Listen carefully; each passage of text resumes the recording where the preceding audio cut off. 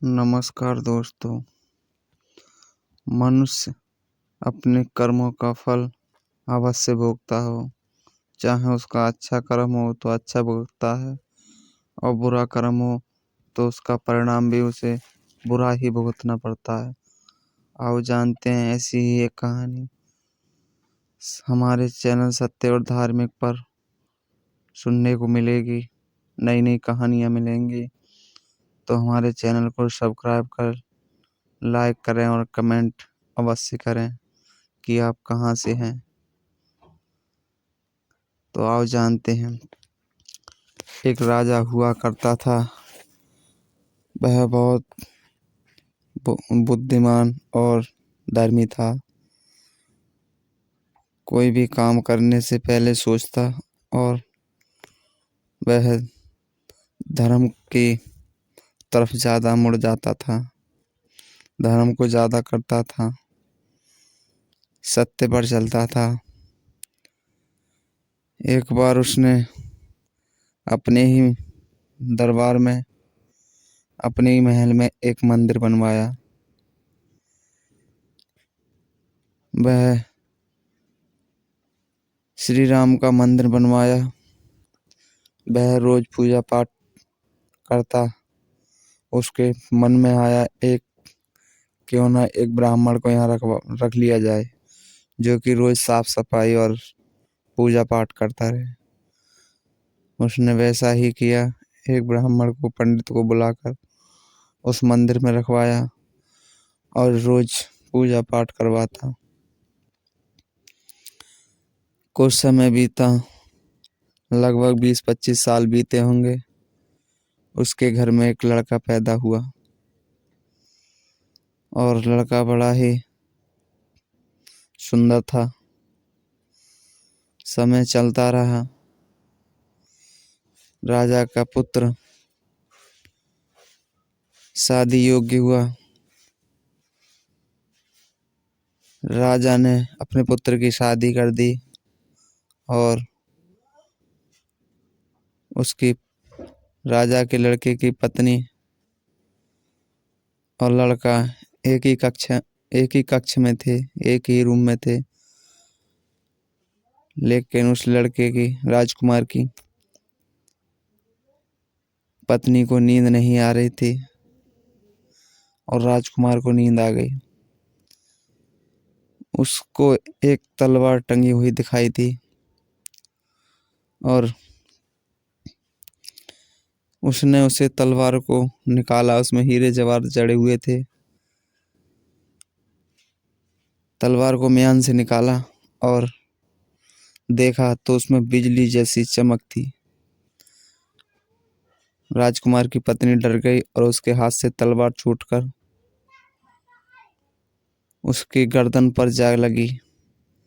राजकुमार की गर्दन कट गई और राजकुमार मृत्यु हो गई। राजकुमार की मृत्यु हो गई। वो रोने लगी और विलाप करने लगी। उसने सोचा, अगर कहती हूँ मैं कि मेरे हाथों से तलवार छूटकर राजकुमार की गर्दन पर गिर गई तो मेरा कोई विश्वास नहीं करेंगे और मेरे ऊपर इल्जाम भी रखेंगे। अगर विश्वास करते हैं तो कि ये डायन है, मेरे बेटे को खा गई। तो उसके मन में एक विचार आया, क्यों ना मैं इस पंडित का नाम ले लूं। उसने वही किया। दिन निकला। राजा को सूचना पहुंच पाई और रो रो कर राजा को हाल बताने लगी कि मेरे पति को मार दिया। राजा ने पूछा किसने मारा मेरे बेटे को। तो वह बताने लगी कि मेरे सामने किसी ने नहीं मारा। मैंने जाते हुए उस राम मंदिर में देखा है। उस मंदिर में घुसा है मारने वाला। तो मंदिर में कोई और नहीं, बस सिर्फ पंडित रहा करते थे, जो काफी समय हो गया था उनको। राजा को पंडित पर पूरा विश्वास था कि पंडित ऐसा नहीं करेगा।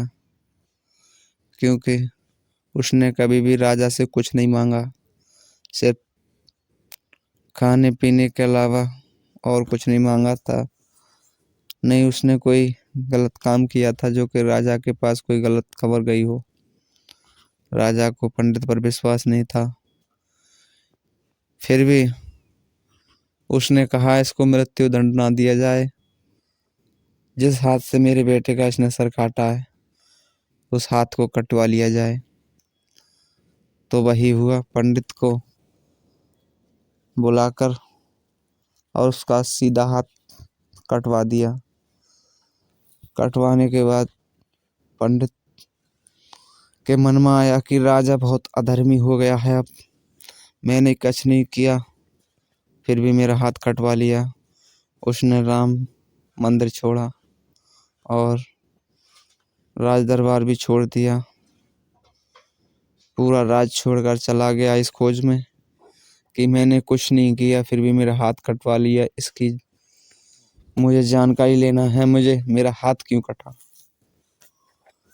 घूमते घूमते काफी समय हो गया, कोई उसे कुछ नहीं बता रहा। किसी ने बताया कि आप ज्योतिषी के पास चले जाइए, काशी में एक ज्योतिषी रहते हैं, वो आपको सारी जानकारी दे देंगे आपके पुनर्कर्मों के बारे में, पहले कर्मों के बारे में, आपका हाथ क्यों कटा है इसकी जानकारी आपको पंडित जी ज्योतिषी जी दे देंगे। पंडित ने जरा भी देर नहीं करी, तुरंत काशी पहुंच गए।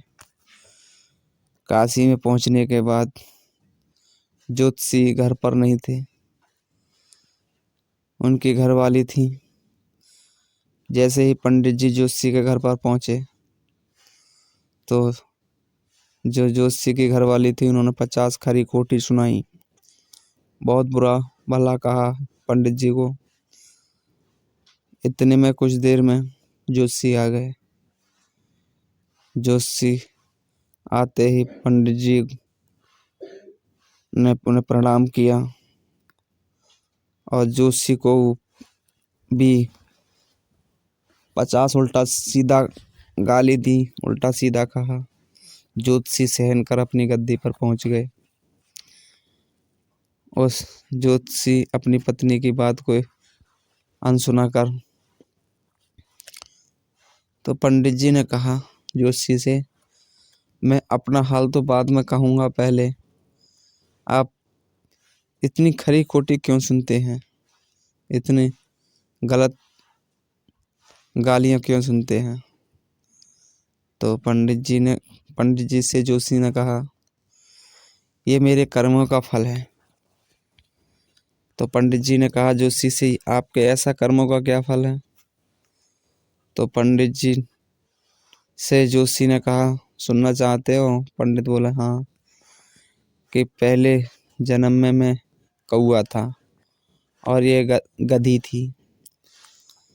मैं जाता और मुझे बहुत आनंद आता है इसकी कमर पर बैठकर इसकी कमर में चोंच मारता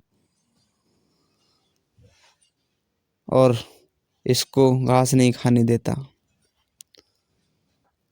ऐसा हुआ इसकी कमर पर जख्म हो गया चोंच मारते मारते। फिर ये दुखी होकर एक दूसरे जंगल में चली गई, उस स्थान को छोड़ दिया। मैं बेचैन रहने लगा, मुझको आनंद आता था इसकी कमर पर चोंच मारकर, इसका मांस खाकर। मैं ये दूसरे जंगल में चली गई, मैं घूमता रहा, लगभग महीने 2 महीने बीते, मुझको फिर दिखाई दी है। तो एक दिन मिल गई, मिलने के बाद फिर मेरी वही स्थिति, मैं फिर चोंच मारना शुरू कर दिया। इसका घाव भी भर गया था जब तक 1-2 महीने में। फिर मैंने उसी जगह चोंच मारना शुरू कर दिया, इसका फिर जख्म कर दिया। एक दिन ऐसा हुआ कि मेरी चोंच इसकी हड्डी में अटक गई, कमर वाली में, रीढ़ की हड्डी पर। मैंने बहुत कोशिश की, निकाल नहीं पाया और ये भी दर्द से बेचैन हुई तो ये नदी में कूद गई। इसने सोचा मैं नदी में कूद जाऊंगी तो ये उड़ जाएगा कौवा, लेकिन नहीं, मेरी चोंच इसकी रीढ़ की हड्डी में अटकी हुई थी, तो इसकी भी मृत्यु हो गई पानी के बहाव में और मैं भी मर गया। इसने भी जन्म ले लिया लड़की का और मैंने भी जन्म ले लिया लड़का का। हम दोनों की शादी हुई। तो ये गधी आज मेरे को, जो मैंने इसका मांस खाया, ये मेरी आज कमाई मतलब मेहनत का खाती है और मेरे को गालियां देती है। मेरे कर्मों का फल है ये। तो पंडित का सवाल कुछ हल्का हुआ। फिर पंडित जी फिर भी पूछने लगे कि मैंने ऐसा क्या किया। तो पंडित से ज्योतिषी ने कहा, आप इस जन्म में पंडित हो, आप पूजा पाठ भक्ति किया करते हो। आपको ध्यान है कि एक दिन आप भक्ति कर रहे थे, भजन कर रहे थे, तो एक गाय निकली जा रही थी।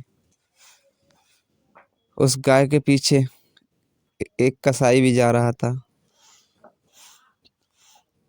तो आप मुंह से ना बोल सके। कसाई ने आपसे पूछा कि पंडित जी इधर कोई गाय गई है।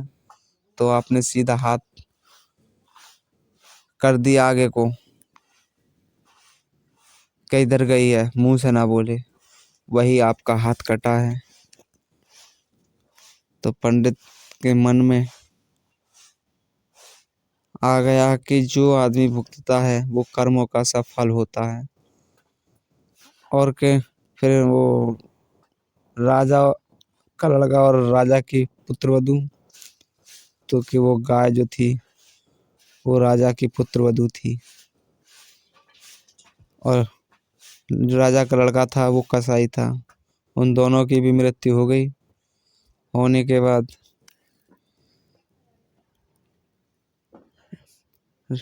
कसाई ने राजा के घर में जन्म लिया और उस गाय ने भी राजा के एक दूसरे राज्य में राजा के यहाँ जन्म लिया।